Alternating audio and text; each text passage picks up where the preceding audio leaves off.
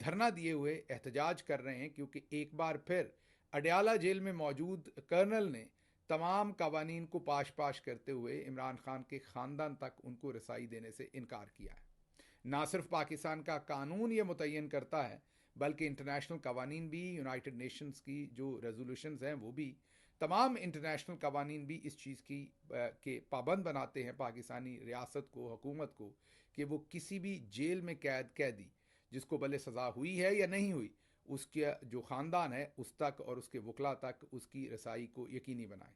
इमरान खान साहब को आजकल कैद तन्हाई में डाला हुआ है, साथ साथ उनकी बेगम बुशरा बीबी के ऊपर भी वैसे ही मुजालम किए जा रहे हैं। उनके ख़ानदान से भी किसी किस्म की उनकी मुलाकात नहीं होने दी जा रही। इसी सिलसिले में मंगल के दिन, हर मंगल के दिन मुलाकात होती है। मंगल के दिन इमरान खान साहब की बहनें और साथ ज़ाहिर है पाकिस्तान तहरीक इंसाफ के वोटर्स, चाहने वाले, वो तमाम अडयाला जेल के बाहर पहुंचे। जेल से दूर ही एक बार फिर उन्हें रोक लिया गया। इस वक्त वो धरना दिए पिछले कई घंटों से जेल के सामने बैठे हैं। ठिठुरती हुई रात है। अभी यही वो वक्त है जिसके बाद ये पानी फेंकते हैं, तशद्दुद करते हैं रात के 3 बजे 4 बजे।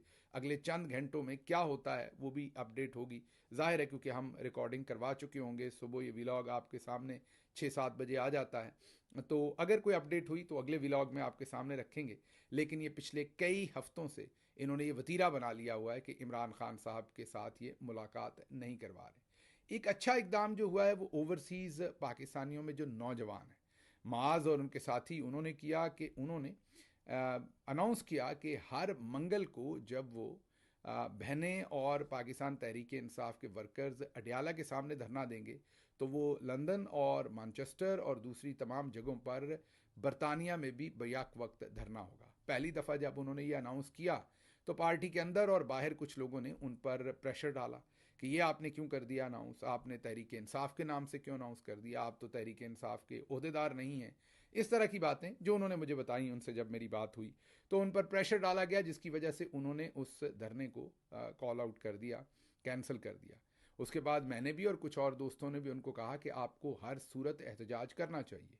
आपको अगर पाकिस्तान तहरीक इंसाफ के प्लेटफॉर्म से नहीं कर सकते तो उसके बगैर करें। हम अपील करेंगे लोगों को कि आप हर सूरत एहतजाज करें और लोग आपको सपोर्ट करें। वही हुआ। नौजवानों ने एक अच्छा इकदाम लिया। एक हफ्ते तो उन्होंने मजबूरी में वो कैंसिल किया। अगले ही हफ्ते के लिए उन्होंने दोबारा अनाउंसमेंट कर दी, मीन आज 23 तारीख के लिए।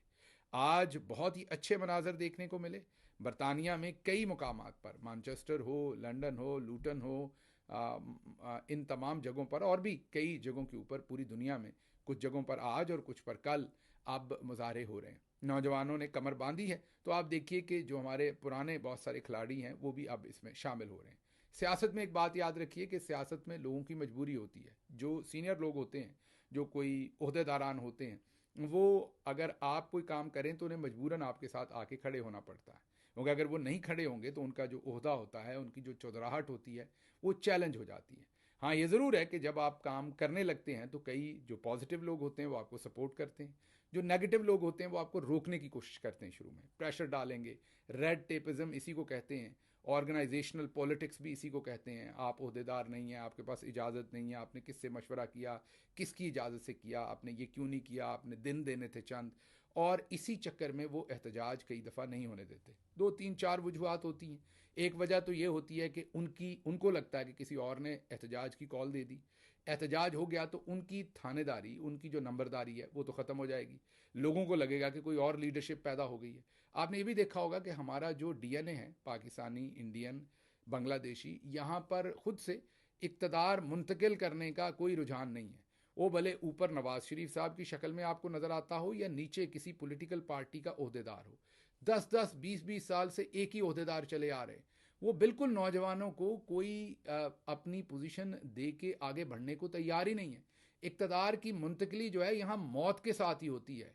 वे बुलिया सी मरना ना ही गौर पिया कोई और, वही वाली बात है कि मरना तो हमने है नहीं, तो जब मरना है तभी हमारे पास जो कोई पोजीशन है, काउंसलर की है, बीडी मेंबर की है, वार्ड मेंबर की है, जो भी पोजीशन है वो तभी हमने देनी है जब हमने दुनिया से जाना है। यही काम पॉलिटिकल पार्टीज के अंदर भी अक्सर हमने होते देखा है। अब तो क्लोजली वॉच किया। अच्छा, फिर दूसरी वजह यह है कि जो खड़पैंच किस्म के ओहदेदार होते हैं कई, ये नहीं कि वो कोई बददयानत होते हैं या बिके हुए होते हैं, लेकिन क्योंकि वो खड़पैंच होते हैं, खड़पैंच का मतलब यह है कि पाकिस्तानी डायस्पोरा के अंदर उन्होंने हर जगह पर हू उसके साथ ताल्लुकात रखे होते हैं, एम्बेसी के अंदर भी उनके ताल्लुकात होते हैं, उसी से उनका ज़रा शबशबा भी बनता है। अगर एम्बेसी का कोई फंक्शन हो उसमें उनको ना बुलाया जाए तो फिर भी उनकी थानेदारी नंबरदारी जो है वो चैलेंज हो जाती है। ऐसी सूरत हाल में अम्बेसी भी उनके ऊपर एक ख़ास किस्म का इन्फ्लुएंस ना दिखने वाला अपना बरकरार रखती है। कई दफ़ा उनसे मिन्नत करती है, समाजित करती है, देखें आप अम्बेसी के सामने एहतजाज ना करें, फ़लाँ जगह कर लें, इस दफ़ा ना करें, अगली दफ़ा कर लें। तो वो जो पाकिस्तान के अंदर एक भाईचारे वाला होता ना, आप जनाब चलें, कोई बात नहीं, थोड़ी को हाथ लगा लिया, मिन्नत कर ली, आप तो भाई हैं, थोड़ी सी बीच में धमकी भी लगा दी, आपके वहाँ रिश्तेदार भी हैं, ये सब कुछ कर करवा के एहतजाज को जो है वो मनूवरिंग करके अक्सर औकात जो है वो ख़त्म करवा दिया